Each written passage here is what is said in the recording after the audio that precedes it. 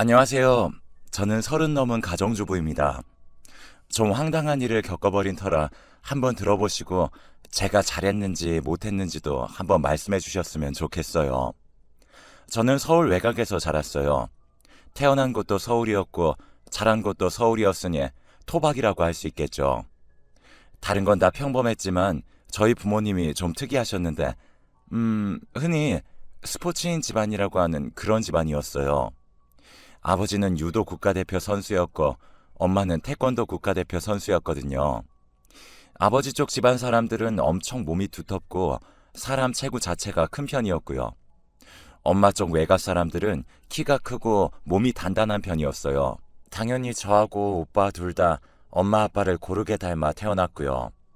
그러니까 요즘 흔히 말하는 근수저라는 타고나기를 힘세고 운동 잘하게 타고난 사람들 말하는 거죠. 그게 저희 집안 사람들이었어요. 오빠는 아빠를 닮아서 몸이 좀 더 두터운 타입이었고 저는 엄마를 닮아 키가 크고 단단한 편이었어요. 어릴 때부터 아빠는 저희하고 놀아준다고 유도 기술을 가르쳐 주었고 잘못하면 엄마한테 정권으로 얻어맞곤 했죠. 엄마는 애들 다친다고 다행히 팔 기술은 안 쓰셨는데 나중에 저희가 중학생쯤 크고서 발차기 기술을 여러 가지 선보이시면서 가르쳐 주시는데 그러다 잘못하면 태권도 기술을 일부 쓰셨어요. 우리가 얌전하게 자란 이유가 있다니까. 저런 엄마 아빠 밑에서 엇나갔으면 다른 사람 때리기 전에 우리가 맞아 죽었어. 장난 아니지.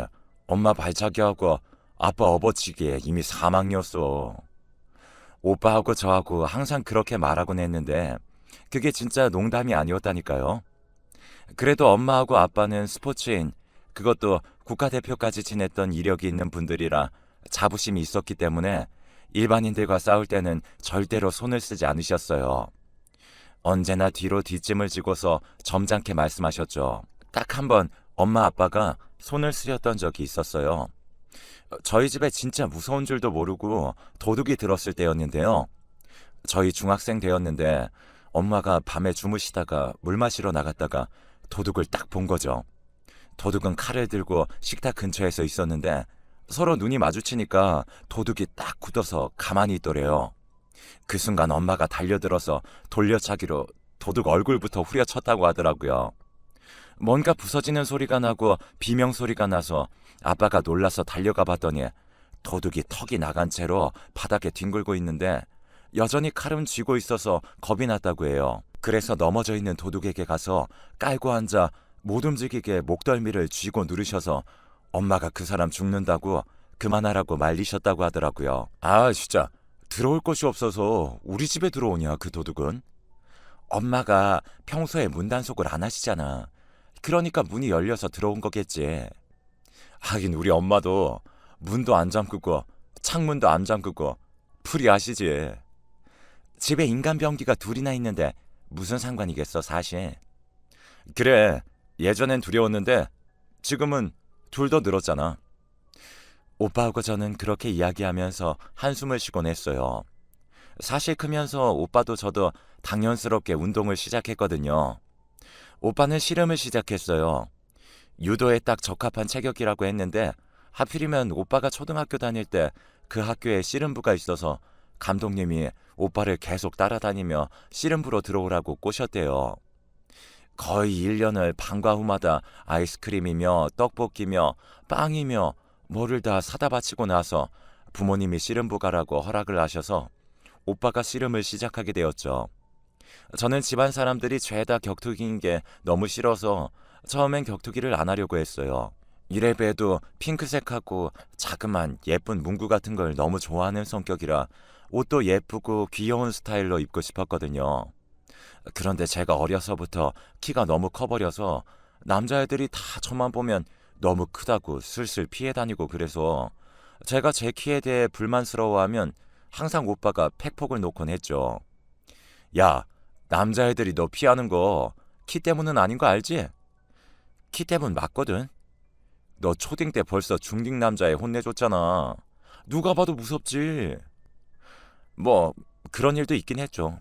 저 초딩 때 친구 괴롭히는 중학생 오빠 쫓아가서 좀 몇 대 걷어차고 들이받은 적은 있었어요. 저는 그렇게 심하게 때리지 않았는데 그 중학교에 소문이 다 났는지 저만 보면 그렇게 피하더라고요. 그리고 저도 그 중학교에 진학을 했고 그 결과 고등학교 때까지도 그 명성이 따라다녔어요. 초딩 때 중딩 일진 잡은 여자애라고요. 아무튼 뭐 이미 그렇게 되었으니 그냥 격투기 하자 싶어서 저는 복싱하고 무에타이를 했고요.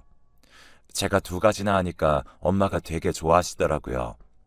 아빠도 우리 집안이 하는 운동에 또 늘어났다고 뿌듯해하시고요. 생각보다 아빠와 오빠는 되게 온순하고 겁이 많은 성격이었고 저랑 엄마는 좀 더 호쾌하고 겁이 없는 쪽이었어요. 뭐 그렇다고 아빠와 오빠가 싸움을 못한다는 건 아니고요.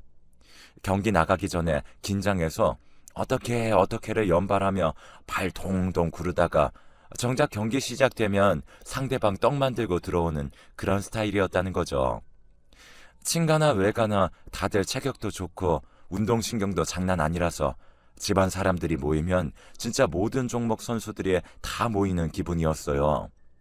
물론 격투기는 저희가 제일 최고긴 했는데 이모네는 배구, 농구 이쪽이었고 삼촌네는 아이스하키하고 사격 이쪽이고 아무튼 종목별 선수 출신이 없는 집이 없을 정도였습니다.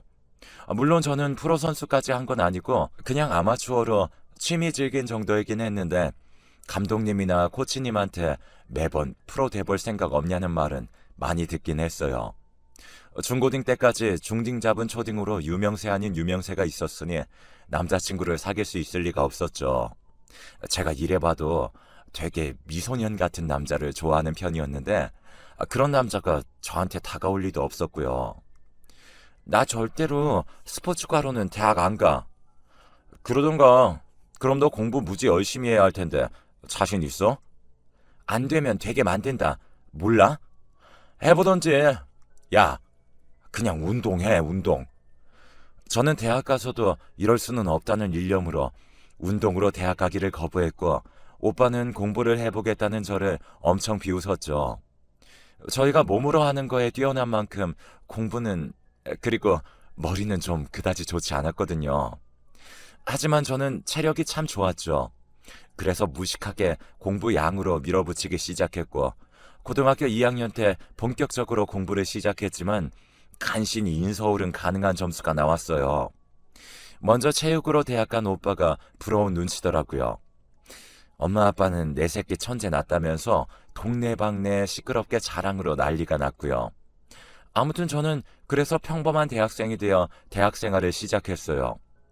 그런데 대학 들어가니까 정말 너무 제 취향인 미소년 타입 선배가 한 명이 있는 거예요.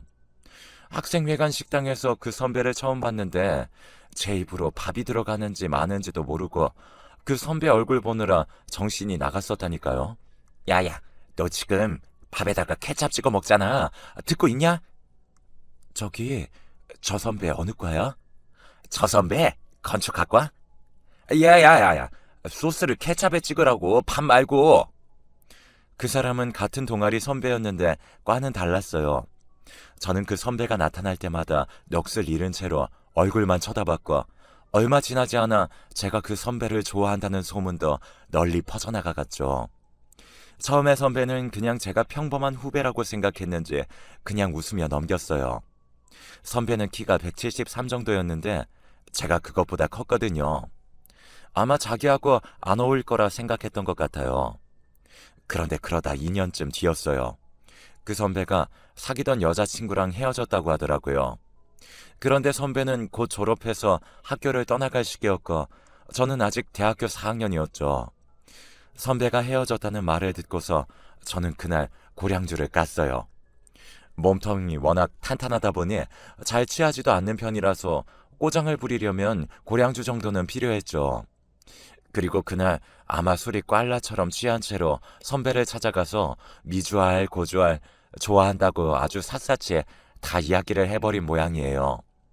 필름도 끊겼는데 일어나 보니까 24시간 카페에 엎어져서 자고 있더라고요. 선배가 옆에 앉아 책을 보고 있었고요. 야, 어제는 너 진짜... 선배가 진짜 진심으로 감탄하더라고요. 너 어제 고량주병을 손에 쥐고서 와가지고 사귀자고 나한테 거의 2시간 동안 이야기하는데 진짜 대단했다. 죄, 죄송해요. 으, 그러려던 건 아니었는데, 전 진짜 그냥 얌전하고 순정적으로 고백하고 싶었거든요. 그런데 완전 민폐를 끼쳐버린 거였어요. 그런데 오히려 선배는 그런 게 좋았나 봐요. 근데 완전 박력 있고 멋있었어. 그냥 순진하기만 한 줄 알았는데 그런 면도 있었네. 선배가 막 웃더라고요. 수치감에 시달리고 막 속이 울렁거리는데도 아침 햇살에 선배가 웃는 얼굴이 비치자 정말 그 자리에서 숙취 해소가 다 되는 기분이었어요. 그 결과 저희는 사귀게 되었죠. 선배는 제가 다소 투박하고 귀여운 게 마음에 든다고 했고 제가 실수를 해도 귀엽게 봐줬어요. 먼저 졸업해서 멋진 직장인이 된 선배에게 어울리는 사람이 되려고 저는 노력했고 우수한 학점으로 졸업할 수 있었죠.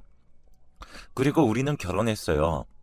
선배네 집안은 상당히 부유한 편이라 시부모님도 뭔가 교양 있고 그러시더라고요. 상견례를 하는데 저희 집안은 워낙 덩치가 큰데 시댁 식구들이 다들 좀 조그만하셔서 웃기긴 했어요. 저하고 선배도 제 쪽이 더 키도 덩치도 컸거든요. 아무튼 그래서 별다른 탈 없이 결혼할 수 있었어요. 시집살이라든지 특히 시어머니가 며느리를 그렇게 괴롭히는 일이 많다더라 하는 말들 많잖아요. 그래서 저는 엄청 긴장하고 있었는데 시어머니 나중에는 오히려 편안했어요. 선배, 그러니까 남편애는 오남매였는데 남편이로 형이 3명 그리고 밑으로 여동생이 1명 있었어요. 시아주버님들은 모두 결혼을 하신 상태라 동서 형님도 3분 계셨고요.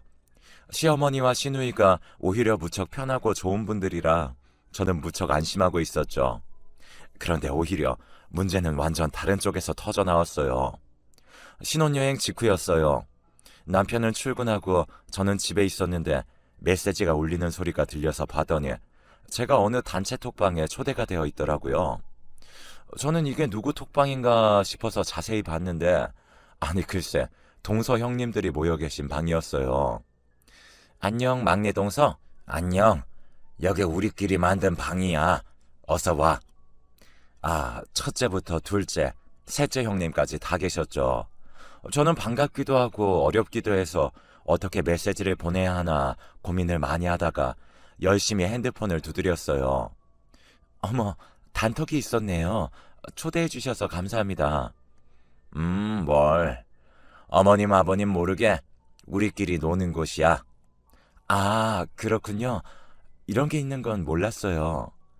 근데 있지, 동서. 이번에 신행 다녀와서 준 가방 말이야. 잘 받았어. 어머, 별거 아닌데요. 신혼여행을 다녀오면서 시댁 식구들한테 선물을 전부 하나씩 다 사드렸어요. 저는 잘 보이고 싶어서 좀 무리해서라도 집안 식구들한테 괜찮은 선물들을 모두 하나씩 안겨드렸어요. 사실 동서 형님들한테 전부 가방까지 사드려야 하나 싶긴 했는데 처음에 좀 잘 보이자 싶었거든요. 제가 기쁘게 대답했는데 그 다음 나온 말이 예상치 못한 것이었어요. 그런데 말이야 동서, 이거 브랜드가 좀 그렇다. 네? 그래, 동서 어려서 아직 잘 모르나 본데 신행 선물은 최소한 명품은 해야지. 맞아요. 지갑을 하더라도 명품이지. 다른 데다 이거 선물 받은 거라고 말하기가 좀 그렇더라고요. 저는 너무 당황스럽더라고요. 그래서 대답을 어떻게 하나 당황하다가 제대로 대응도 못했어요. 형님들은 그 가방에 대해 제가 잘못 샀다는 식으로 막 말하다가 나중에는 큰형님이 그러더라고요. 동서, 혹시 오늘 뭐해? 오늘 특별한 일정은 없어요. 그럼 우리 집 와서 고기랑 과일 좀 가져가. 고기랑 과일을 주신다는 건가? 제 선물에 대해서 나쁜 소리를 했어도 자고로 먹는 거 주는 사람 중에 나쁜 사람 없다고 했죠. 고기가 과연 돼지고기일까 소고기일까 냉동일까 생고기일까 그 짧은 순간 제가 상상의 나래를 펼치는데 다음 이어지는 톡이 가관이더라고요. 가져다가 어머니 댁에 가져다 드려. 날 준다는 게 아니었나 싶어서 또 제가 제대로 답을 못했어요. 큰형님은 제 반응 같은 경우는 신경도 안 쓰고 계속 톡을 이어갔어요. 내가 가져가려니 너무 무겁지 뭐야. 원래는 셋째 동서가 갖다 주곤 했는데 이제 막내가 들어왔으니 막내가 해야지. 아무렴요. 저도 이제 막내 노릇 좀 벗어나야죠. 셋째 형님 톡에서 어딘가 살기가 느껴질 정도였어요. 아, 큰형님 댁에 갈 때 우리 집도 들러서 가. 이번엔 둘째 형님이었어요. 우리 집 큰형님 집에서 차 타고 40분밖에 안 걸려. 큰형님 댁에 빌렸던 캐리어 돌려드려야 하거든. 가지고 가. 서울 시내에서 차 타고 40분이면 거의 끝에서 끝 아니에요? 황당하게 그지 없었는데 뭔가 반박할 여지를 안 주더라고요. 저는 결혼한 지 얼마 되지도 않았고 우아하고 교양 있는 시댁 식구들한테 어딘가 주목도 된 상태라서 그냥 그분들 말씀대로 하기로 했어요. 시어머니와 시누이하고는 사이가 좋은데 괜히 동서들 사이에서 분란 만들고 싶지 않더라고요. 그래서 저는 차를 운전해 한참이나 걸려서 둘째 형님네로 갔어요. 저희 신혼집에서 둘째 형님 댁도 엄청 멀었거든요. 게다가 저는 운전면허 딴 지 3달밖에 안 된 초보 운전이었고요. 원래 40분, 50분이면 갈 거리를 거의 2시간에 걸쳐 갔더니 둘째 형님이 진짜 엄청 화를 냈어요. 아니, 놀다 왔어? 오라면 빨리 와야지. 이게 무슨 경우야? 어른들 말이 우습게 들려? 아니에요, 둘째 형님. 그게 아니라 제가 초보 운전이라. 제 변명은 듣지도 않고 둘째 형님은 막무가내로 캐리어만 가져다가 저한테 들려주었어요. 덩치도 크고 힘도 세 보이니까 그냥 들고 갈 수 있지? 큰형님 댁에 갖다 드려. 진짜 차 한 잔, 물 한 잔도 안 주고 보내더라고요. 저는 어이가 나간 상태로 캐리어를 들고 아파트에서 내려와 차에 싣고 또 한참이나 걸려 큰형님 댁으로 갔어요. 큰형님 댁 또한 2시간 걸린 것 같습니다. 그랬더니 큰형님이 또 노발대발 하더군요. 군뱅이처럼 느리기는. 아유, 도대체 뭘 하다가 이제 온 거야? 과일 다 모르겠어. 죄송해요. 그게... 빨리 시댁 가. 꼭 내가 보내드린 거라고 말씀 전해드리고. 큰형님 댁에서도 그렇게 물 한 잔 못 마시고 캐리어 드리고 짐만 떠맡은 채로 쫓겨나왔죠. 아니, 처음엔 그냥 어이만 없었는데 나중엔 진짜 너무 화가 나더라고요. 초보라서 운전 자체도 힘들어 죽겠는데 형님들 반응 신경 쓰면서 땀 뻘뻘 흘리면서 안달나서 여기저기 움직이며 다녀야 한다는 게요. 저는 과일하고 고기를 시댁에 가서 전해드렸는데 시어머니는 그저 온화한 얼굴로 웃으면서 그걸 받으셨어요. 아유, 큰애가 참 큰 며느리답구나. 이렇게 신경을 많이 써주니 참 고맙네. 큰애가 잘해주지? 애가 워낙 세심하고 다정다감해. 사이좋게 잘 지내야 한다. 시어머니는 물색 없이 그렇게 태평한 말씀을 하시더군요. 뭐 그래도 시댁에 가서야 간신히 물 한 컵 얻어 마시고서 저녁도 얻어먹고 집으로 돌아왔어요. 아무리 생각해도 시어머니는 물정은 모르셔도 좋은 분 같은데 형님들이 좀 이상했죠. 그리고 그 이후로도 형님들의 단톡은 계속됐어요. 어찌나 저한테 시키는 게 많은지 단톡에 뭐가 뜨기만 해도 제가 깜짝 놀랄 정도였어요. 장 좀 봐와라. 집 근처 재래시장에서 뭐 좀 사와라. 내가 몸이 아파 그러니까 우리 애 좀 데려와라. 이건 뭐 단톡인지 노예 부리는 톡인지 알 수가 없을 정도로 저한테 시키는 일이 참 많았어요. 큰형님도 심했지만 특히 셋째 형님이 장난 아니었어요. 그동안 막내로 엄청 고생했던 모양인데 그 고생을 전부 저한테 다 풀려는 것 같았죠. 남편이 출근해 있는 내내 집안일 하는 게 아니라 큰형님, 둘째 형님, 셋째 형님의 일을 대신해주는 기분이었어요. 처음엔 제가 당연히 해야 하는 일이라 생각했어요. 그러니까 사실 저는 어려서 물정을 잘 몰랐고 갓 결혼한 새색시는 당연히 시댁 사람들과 잘 지내야 하는 거라고만 생각했거든요. 그러니까 셋째 형님이 얼마나 상식 없이 저한테 일을 시키는지도 잘 몰랐던 거였죠. 그런데도 뭔가 이상하다는 생각은 계속 하고 있었죠. 그러자 친구랑 전화하면서 이야기를 하게 되었는데 저는 이 상황에 대해 한탄을 했어요. 저희 형님들이 좀 이상하다고요. 그랬더니 친구가 화를 내는 거예요. 야, 너는 그걸 그냥 둬? 그럼 그냥 두지 어째. 한번 뒤집어 엎지. 아니, 시댁 사람들인데 어떻게 그래? 야, 시댁 사람들? 너 시어머니랑 시누이는 그렇게 안 하고 사람들 좋다면서. 그 동서 형님이 뭐라고 너한테 그러는데. 아니, 네가 무슨 노예야? 그런가? 원래 그러면 안 되는 건가? 야, 당연하지. 야, 이 답답아. 야, 너도 이건 뭔가 아닌 것 같다며. 어, 근데 그냥 그런 사람도 있나 보다 했지. 절대 아니거든. 너 정말. 친구는 그 후로도 한참이나 일정 연설을 늘어났어요. 듣다 보니까 제가 얼마나 바보같이 굴어왔는지 그때서야 알겠더라고요. 그래서 저는 친구 이야기를 듣다가 서서히 화가 치밀어 올랐어요. 아무리 어리고 물정 모르는 사람이라 해도 막내 동서인 저를 이렇게까지 엿먹였구나. 그때서야 알게 됐거든요.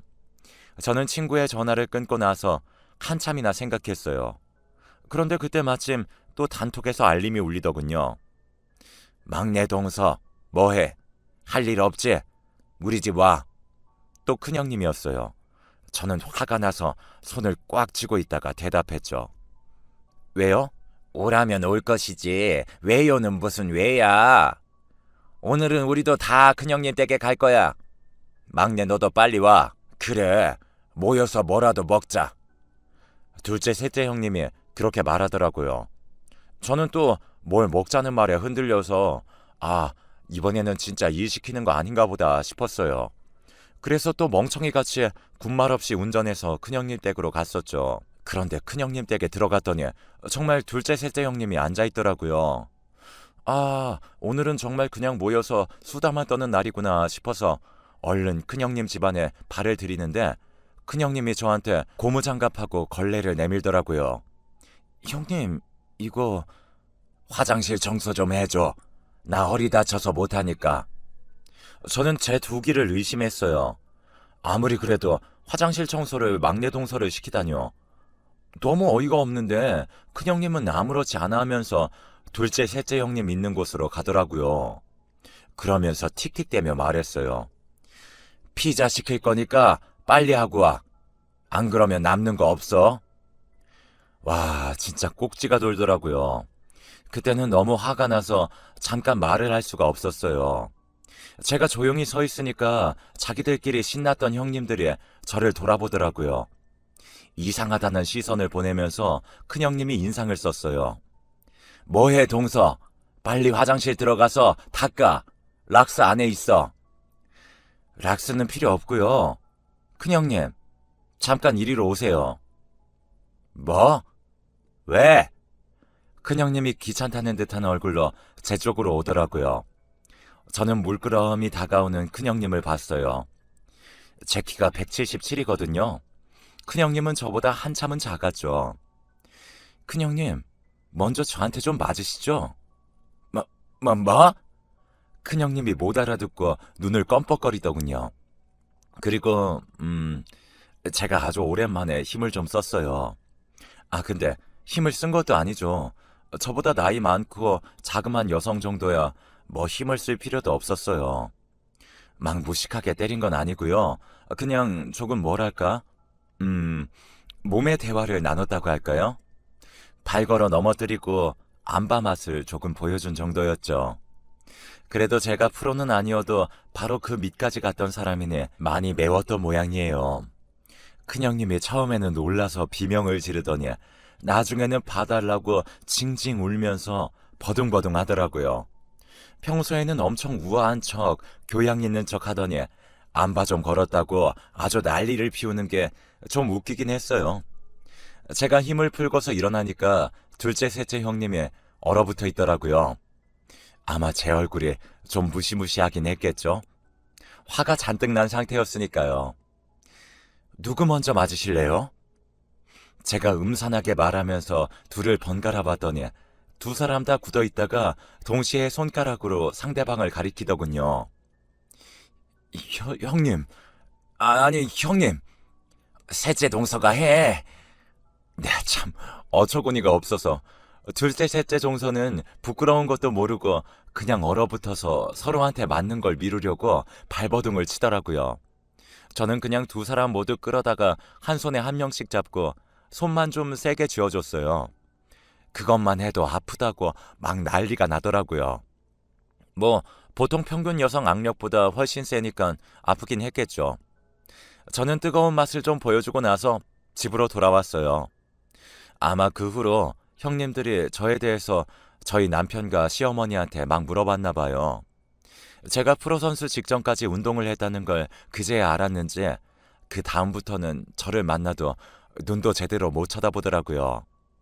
한 번만 더 했으면 아주 그냥 시댁 식구들 앞에서 정식으로 안발을 걸어주려고 했는데 아무튼 그래서 좀 엉뚱하긴 했지만 이런 방식으로 형님들의 노예 취급은 사라졌어요. 좀 극단적이긴 했는데 저다운 방식이기도 했죠. 이 이야기를 들은 친구가 엄청 웃으면서 역시 너답다고 하더라고요. 뭐 행복하게 끝을 맺었으니 됐죠. 그럼 제 사연